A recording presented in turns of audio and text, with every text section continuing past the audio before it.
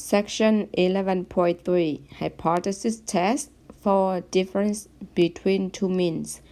Pair sample. Objective number 1. We will do the hypothesis test with matched pairs using the p-value method. We're gonna have the 6 steps as we learned before.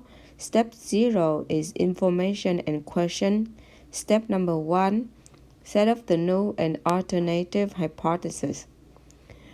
Under the null, we'll set up mu d equal to 0 and alternative hypothesis H1 mu d not equal to 0, mu d greater than 0, mu d less than 0.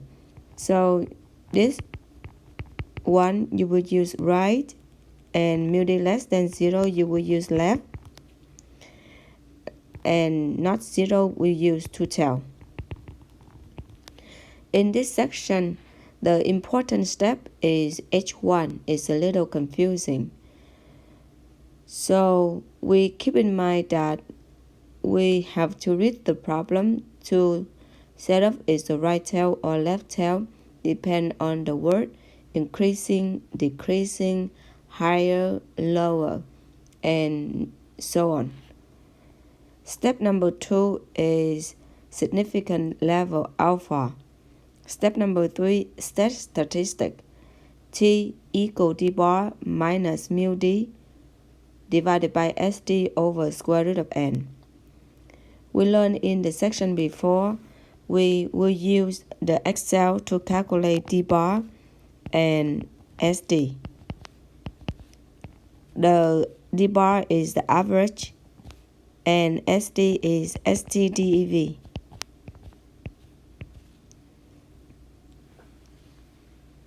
Step number 4, compute the p-value.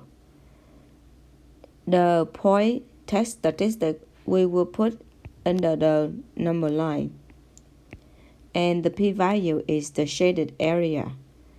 If we have two tails, then the p-value will be the sum of the two yellow area. Step number 5, we reject the null and do not reject the null if p-value less than or equal to alpha or p-value greater than alpha. And then step number 6, we write out the conclusion.